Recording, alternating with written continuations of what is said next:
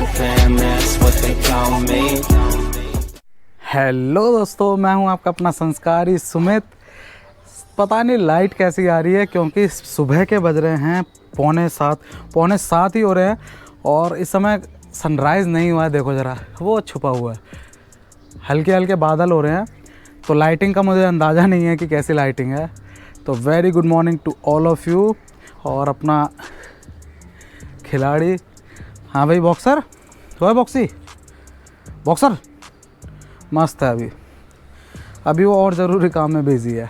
आज का जो वीडियो है वो एक ही पॉइंट पर है। वो क्या पॉइंट है कि देखते ही देखते 1 साल पूरा हो चुका है अपनी गाड़ी को। जैसे मैंने अभी बताया था, जो 2 दिन पहले वीडियो आई थी उसमें बर्थडे था अपनी गाड़ी का, और 9 तारीख को, जो अभी रिसेंट 9 सितंबर निकली है, उसको अपना पूरा 1 साल हो चुका है गाड़ी को। लेकिन मेन चीज़ ये है कि 1 साल में, मतलब मैं चाह नहीं रहा था कि ये वीडियो बनाऊं, क्योंकि ऑलरेडी मैं पूरा 1 साल तक, जब से वीडियो बनानी शुरू करी है, उसमें मैं ट्राइबर की ही हर डे पर, हर एक दिन पर मोस्टली वीडियोस ट्राइबर पर ही आ रही थी। तो आपको हर एक चीज़ ऑलरेडी पता ही है। लेकिन फिर भी काफ़ी ज़्यादा कहा, नहीं तो मैं ये उसी दिन ले आता, जो बर्थडे वाली वीडियो थी उसके साथ ही ले आता। लेकिन फिर भी लोगों ने कहा कि नहीं, एक ज़रूरी है ओनरशिप वीडियो, क्योंकि होता है कई लोग, मेरे जो सब्सक्राइबर हैं नहीं रहे, फैमिली नई जुड़ती जा रही है, तो उनके लिए एक फॉर रेफरेंस एक वीडियो होनी चाहिए। तो मैंने कहा ठीक है, तो आज ये वही वीडियो, और इसमें मैं कुछ ऐसी भी चीज़ें बताऊंगा। देखना पूरी ये वीडियो, बहुत ज़रूरी है, क्योंकि इसमें कुछ ऐसी भी चीज़ें बताऊंगा जो अब तक नहीं पता आप लोगों को, गाड़ी से रिलेटेड पूरी। अब तक कुछ ऐसी भी चीज़ें हुई हैं जो अब तक नहीं पता, क्योंकि गाड़ी मैंने ले ली थी लास्ट ईयर सितंबर में, और जो वीडियो बनाने स्टार्ट करे हैं वो मैंने शुरू करे हैं इस फरवरी में, इस ईयर के। तो देखो नीचे से ये निकल रहे हैं, ये हाल करते हैं ये, वो देखो। ओए बॉक्सर, हाँ इधर देख ऊपर, हाँ तो कोई भी गाड़ी निकलती ही ऐसे ही करते हैं। तो अब इस वीडियो में यही है, मैं सारी ऐसी चीज़ें बताऊंगा, क्योंकि ऑलरेडी मुझे 5 महीने हो चुके थे जब मैंने वीडियो बनानी स्टार्ट करी। तो मीनवाइल क्या क्या चीज़ें हुई थी वो कुछ नहीं मैंने डिस्क्लोज़ की हैं, इस वीडियो में करूँगा। तो स्टार्ट करते हैं बिल्कुल स्टार्टिंग से। गाड़ी कैसे कैसे ली थी मैंने, तो मैंने आपको बताया ही था, और उसमें क्या चीज़ें हैं वो मैं डिस्क्लोज़ करता हूँ। मैंने गाड़ी लेते हुए लॉजिस्टिक चार्जेस थे वो नहीं दिए थे। एक्चुअली मैंने आज तक लॉजिस्टिक चार्जेस नहीं दिए हैं, जितनी भी मैंने गाड़ियाँ ली हैं आज तक नहीं दी, किसी को भी पे नहीं करे। तो फिर मैं अब क्यों करता, हर बार की तरह, जैसे हर बार कोटेशन लेने में मांगे जाते हैं, तो मांगे गए थे, लेकिन उसे किस तरह से वेव ऑफ करवाना है वो चीज़ सबका अपना अपना तरीका होता है। कुछ लोग उसी लेवल पे करा लेते हैं, लेकिन मैं ऐसा नहीं हो कि वहाँ बहस करूँ या कुछ भी है फिर उसको नेगोशिएट करूँ, नहीं। मैं डायरेक्टली कंपनी से बात करी थी, मेल ड्रॉप किया था, उनका रिवर्ट आया था, और उनका इंटरवेंशन से वो वेव ऑफ हो गए थे। पहली चीज़ तो ये हो गई कि मैंने लॉजिस्टिक चार्जेस नहीं दिए थे। दूसरी चीज़, RXT क्यों लिया था, उस समय एक्चुअली RXZ अवेलेबल नहीं था, क्योंकि बिल्कुल लॉन्च होने के मैंने 8-9 दिन बाद ही ले ली थी गाड़ी। उस समय RXZ नहीं था, RXT आ चुका था। इस वजह से मैंने RXT ली थी। और मैंने सिल्वर कलर क्यों लिया था, तो सिल्वर कलर से ले लिया था, जो मेरी चॉइस थी वो मेटालिक कलर की थी। इसमें बाकी जो कलर हैं कन्वेंशनल कलर नहीं आते, या तो मेटल मस्टर्ड है वो आउट ऑफ द बॉक्स है, और रेड एंड ब्लू उसका मैं फ़ैन हुई नहीं बिल्कुल भी। और उसके बाद जो मेटालिक कलर बचता है वो हमारा सिल्वर बचता है, और मुझे मेटालिक कलर ही अच्छा लगता है, तो मैंने इसीलिए वो सिल्वर ले लिया था। और बाकी वाइट है, वाइट भी सॉलिड कलर है, वाइट भी अच्छा लगता है, लेकिन मुझे प्रायोरिटी जो थी मेटालिक की थी, इसीलिए मैंने सिल्वर लिया। गाड़ी हमारी आ गई थी, लेकिन जब गाड़ी में लेकर आ रहा था वहाँ से, क्योंकि बिल्कुल इनिशियल कस्टमर्स में से ही था मैं, और हो सकता है मैं ऑल ओवर इंडिया के ही इनिशियल कस्टमर्स में था। तब तक शायद 100-150 भी गाड़ियाँ डिलीवर नहीं हुई होंगी उन डेज़ में। तो जब मैं लेकर आ ही रहा था, तब मुझे क्या प्रॉब्लम हुई थी, जो आगे विंडशील्ड पे मॉइस्चर जैसा है वो जमने लगा था, क्योंकि सितंबर था, वो ट्रांजिशन का टाइम आता है, जैसे हल्की हल्की सर्दियाँ स्टार्ट होने लगती हैं। तो मैं जब लेकर आ रहा था तो मॉइस्चर स्टार्ट हुआ आना। तो अब ये तो है नहीं कि मुझे वो सेट करना नहीं आता। कुछ कई लोग जैसे उनसे सीधी ये बात बोले तो वो लोग यही कहते हैं कि भैया ये करो, राइट की तरफ कर लो, AC चला लो, बंद कर लो खिड़की को, तमाम चीज़ें। तो अब मैं ये सोचता हूँ कि यार मैं 2008 से गाड़ी रख रहा हूँ, तब से अब तक प्रॉब्लम नहीं है और अब आप ये चीज़ समझा रहे हो। तो उन्हें तरीका फिर अपना था कि ये चीज़ बताई गई कि जो फ्लैप है उसके फ्लैप में थोड़ी सी एयर लीकेज थी, जो हमारे विंडशील्ड के वहाँ वेंट की जो जगहें होती है, प्लेस होता है, अगर हम अपनी साइड जो एयर फ्लो है उसे कर लें, जैसे सामने की तरफ जैसे नॉर्मल एसी चलाते हैं तब कर ले, तो विंडशील्ड वाली जगह पर जो ठंडी हवा है वो नहीं आनी चाहिए, वो वाले वेंट बंद हो जाने चाहिए। लेकिन उसमें ये हो रहा था कि थोड़ी थोड़ी जो हवा है वो स्टिल लीक हो रही थी। तो मैंने वही आगे नैपकिन रख के डेमो करके कंपनी में मेल करा, वहाँ से रिवर्ट आया। मुझे सबसे अच्छी चीज़ क्या लगी है रैनो की, किसी भी तरह की प्रॉब्लम हो तो तुरंत रिवर्ट आता है और उस पर एक्शन होता है। वो टाल मटोली ये सबसे पहला जो रहता है बाकी कंपनीज में, सर आपका वहम है नहीं तो सर यही फंक्शनिंग है, इसकी फंक्शनैलिटी ऐसे है, ये चीज़ नहीं होती। ये चीज़ मुझे अच्छी लगी। मैंने वहाँ मेल करा, दूसरे दिन मेरे पास कॉल आ गया था और मीडिएट करके ये डिसाइड हुआ था कि हाँ जो उसका फ्लैप है वो फॉल्टी है। और फ्लैप उस समय नया जो फ्लैप है वो बना नहीं था, लेकिन जो क्योंकि सर्दियाँ आ रही थी तो मुझे उसका काम था ही था, क्योंकि आप जानते हैं हीटर चला के वो फ्लैप ओपन करना पड़ता है और परमानेंटली ओपन नहीं रहता, चेंज करना होता है आगे पीछे का। तो फिर इसी वजह से उसको ऑल्टर किया गया था। फ्लैप जो था वो थोड़ा हैवी था, उसको थोड़ा सा कट करके उसका वेट कम किया गया था। तो इस तरह से ऑल्ट्रेशन कर दिया गया था। लेकिन उसके बाद ये सारी जो गाड़ियाँ आई हैं, करीब 1 महीने के बाद ही वो ऑल्ट्रेशन कंपनी की तरफ से मॉडिफिकेशन कर दिया गया था और फिर सारी गाड़ियों में वो चीज़ सही आई थी। तो मेरे साथ जो थी एक्स्ट्रा एक ये प्रॉब्लम हुई थी, लेकिन प्रॉब्लम कुछ नहीं थी। जब कंपनी की तरफ से सपोर्ट है कोई दिक्कत नहीं है, काम ईजिली हो जाता है। उसके नेक्स्ट डे जब मैं चला रहा था गाड़ी तो एकदम से मुझे आवाज़ आई बहुत ज़ोर से ठक करके।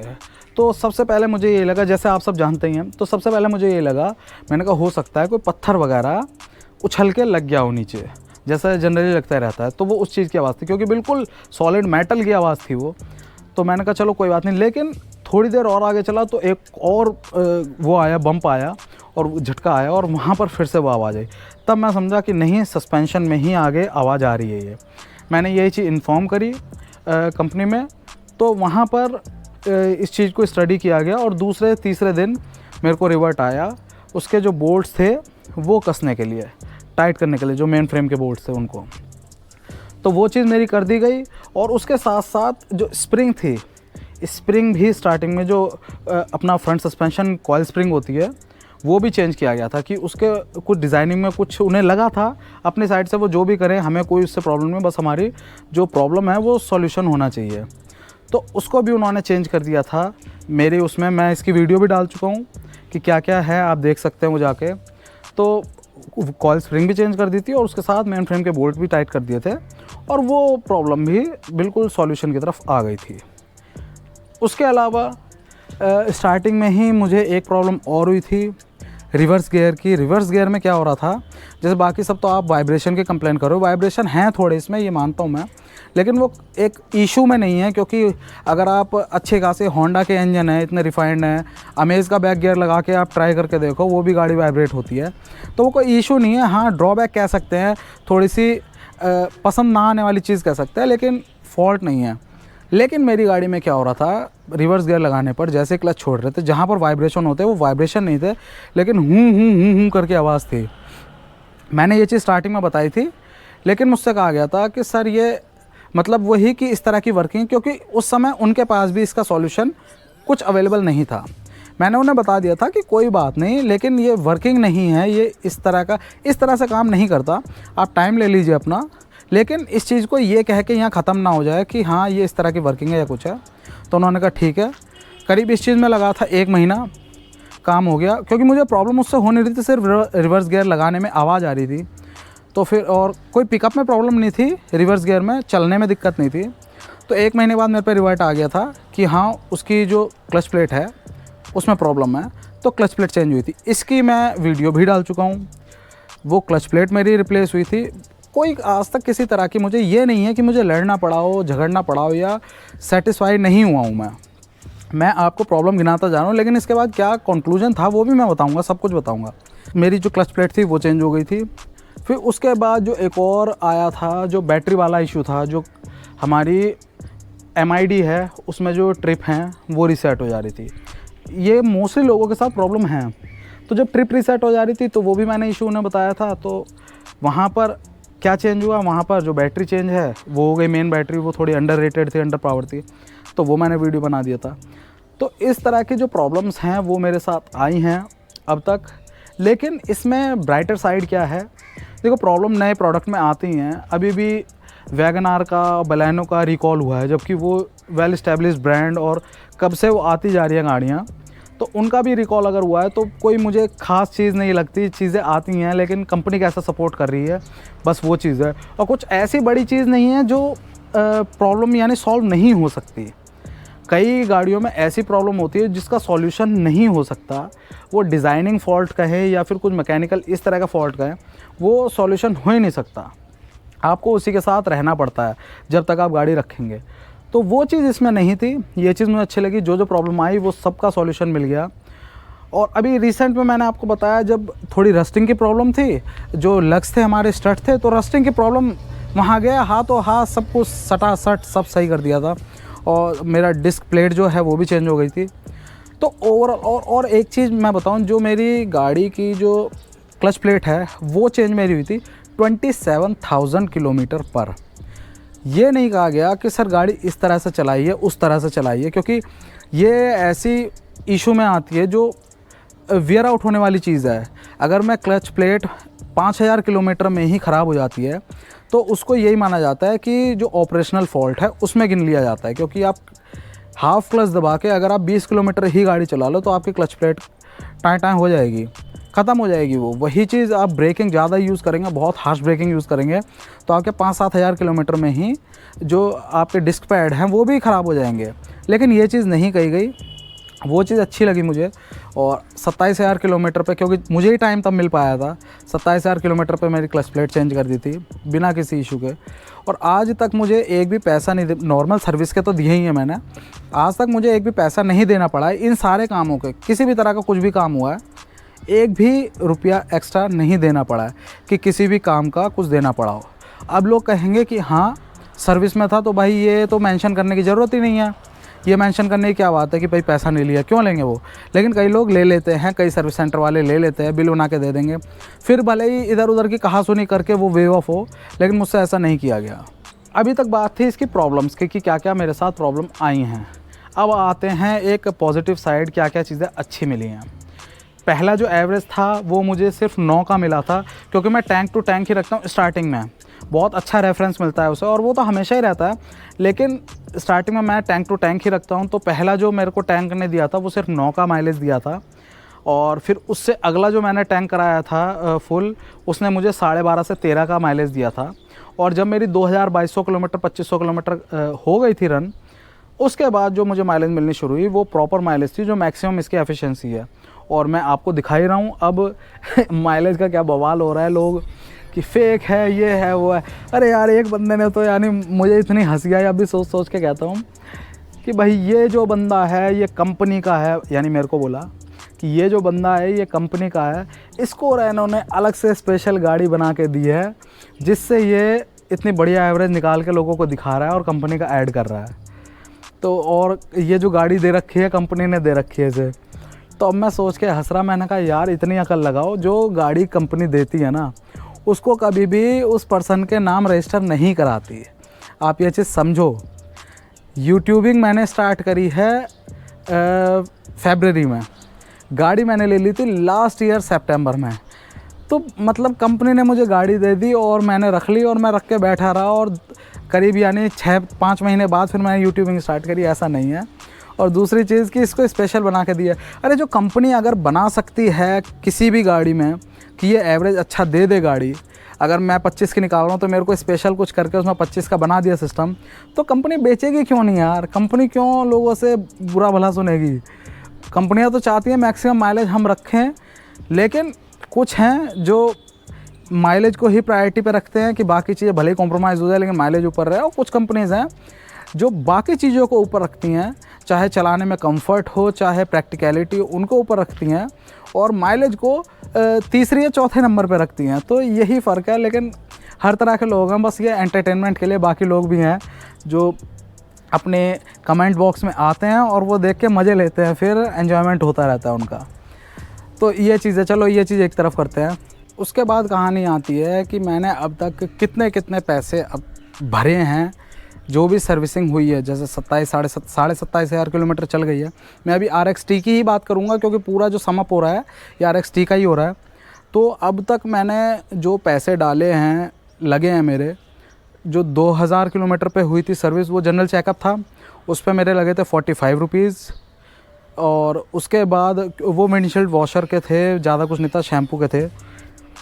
उसके बाद जो लगे थे मेरे 10,000 किलोमीटर की सर्विस पे 900 रुपये के राउंड का इंजन ऑयल था, 200 रुपये के करीब का एयर फिल्टर था, और जो हमारी ग्रीस है और टर्मिनल की ग्रीस है, जेल लुब्रिकेशन है, वो सब चीज़ें मिलाकर जो अराउंड पैसे लगे थे वो लगे थे मेरे 1700 रुपये। क्योंकि उसमें उस समय अलाइनमेंट बैलेंसिंग नहीं हो रहा था, अलाइनमेंट बैलेंसिंग बाहर से हुआ, तो उसमें मेरे 800-900 रुपये, मतलब ऐसे ही 2200-2300 रुपये के अराउंड खर्चा आया था, 2300-2400 रुपये।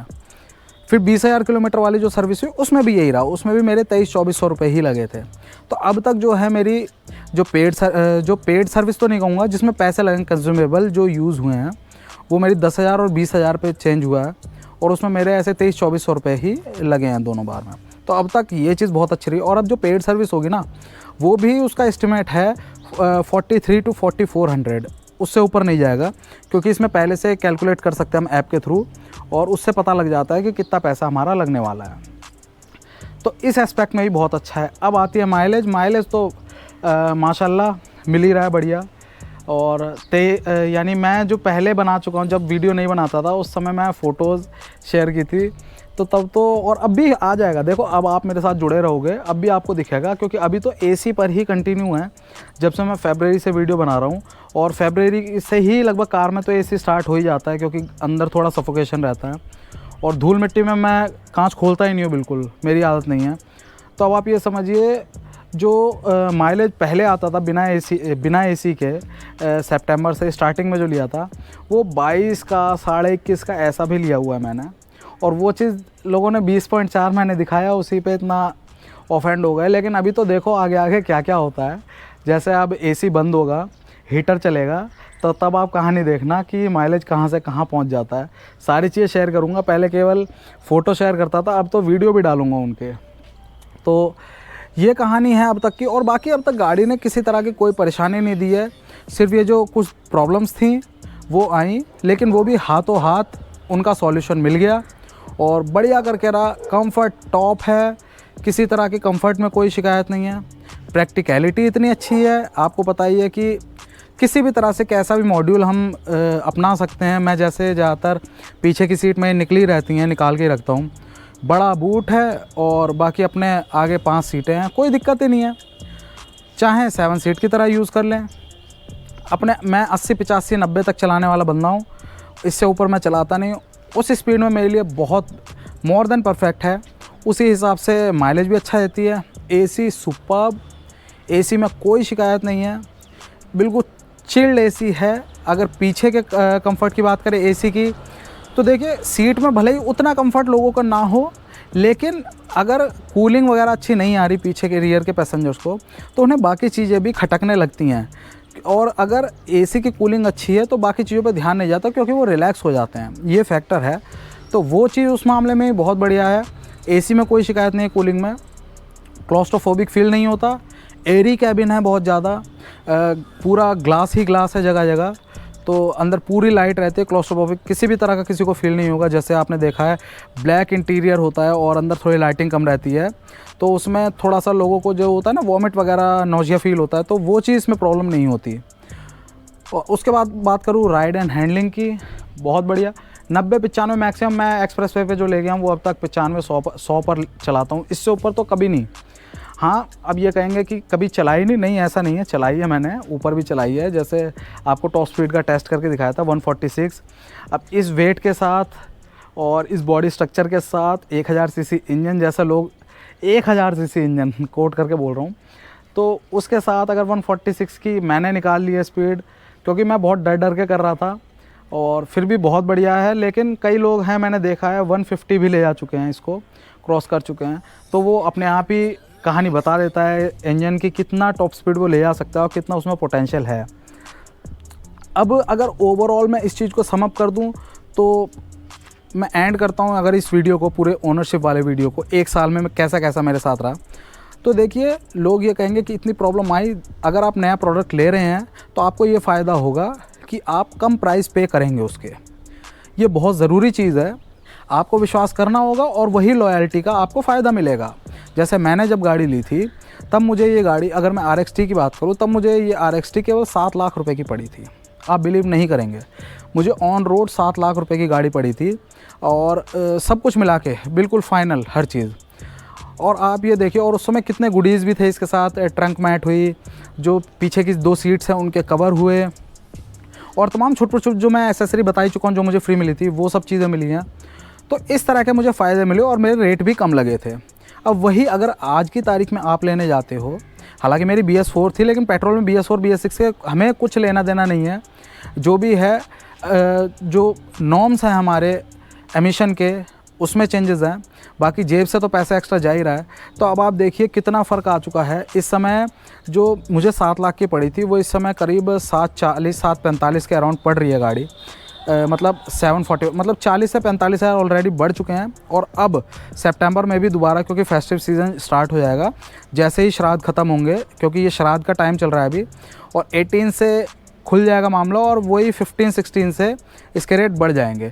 तो फेस्टिव सीज़न में वही रेट रहने। आप ये सोचें कि स्कीम्स आएंगी, स्कीम आती हैं, लेकिन वो लॉयल्टी बोनस, एक्सचेंज बोनस, इस तरह की आती हैं, कॉर्पोरेट बोनस, जो हर किसी को, हर इंडिविजुअल को फ़ायदा नहीं पहुंचा पाती। इस तरह की स्कीम होती हैं केवल ऐड देने के लिए, क्योंकि ऐड बिना स्कीम के नहीं दिया जा सकता कहीं पर भी। तो ये स्ट्रैटेजी होती है। अगर कुल मिला के फ़ायदा का फेस्टिव सीजन का ज़्यादा कुछ नहीं मिलता, लेकिन रेट ज़रूर बढ़ते हैं और वो बढ़ने वाले हैं। तो ये मुझे फ़ायदा मिला था स्टार्टिंग का, कि नया प्रोडक्ट मैंने लिया, कंपनी पे मैंने विश्वास किया था प्रोडक्ट पे, और उसका मुझे फ़ायदा मिला। लेकिन जो आप कहेंगे कि नुकसान नहीं कहूँगा मैं इसे, कुछ निगल्स थे, छोटी छोटी कमियां थी। हम जैसे कस्टमर ही फीडबैक देते हैं, आगे प्रॉब्लम बताते हैं, तभी अब जो आप 45,000 40,000 रुपये फालतू देकर रिफाइंड गाड़ी ले रहे हो, तब वो आपको मिल पाती है। ये चीज़ है, यही एक साइकिल होता है। अगर मैंने सस्ती गाड़ी ली थी थोड़ी कंपैरेटिवली, तो मुझे उसमें प्रॉब्लम फेस करनी पड़ी थी थोड़ी। मैंने उनके फीडबैक दिए, उनको रेक्टिफाई किया गया, रेक्टिफिकेशन उनके देखे गए, ड्रॉ किया गया, पूरा लाइन में चेंज किया, बहुत सारी चीज़ें होती है, वो सब कुछ किया गया। उसमें जो पैसा लगा वही रेट बढ़ा के आपको रेक्टिफाई करके चीज़ें आपको दी गई हैं। तो ये ओवरऑल एक साइकिल है जो चलता है, इसमें सोचने वाली ज़्यादा कोई बात नहीं है। गाड़ी बहुत अच्छी है, अब तक मैं मोर देन सेटिस्फाइड हूँ। तभी मैंने दूसरी भी ली थी, ये आपको पता ही है। जब उसको 1 साल पूरा हो जाएगा जनवरी में, तब मैं उसकी भी वीडियो बनाऊंगा 1 साल की। लेकिन फ़िलहाल इस वीडियो में इतना ही था। बहुत लंबी हो गई ये वीडियो, मुझे उम्मीद नहीं थी इतनी हो जाएगी, लेकिन बातें इतनी थी क्योंकि पूरा सबको सम अप करना था। आपके लिए बहुत सारी चीज़ें इसमें सुनने को, देखने को मिल गई होंगी, एक्सपीरियंस करने को मिल गई होंगी। और अगर वीडियो अच्छा लगा हो, 1 साल की ओनरशिप अच्छी लगी हो, और साथ के साथ एंड जो यहाँ तक आ गए हैं, वो अपने बंदे हैं, वो मुझे पता है।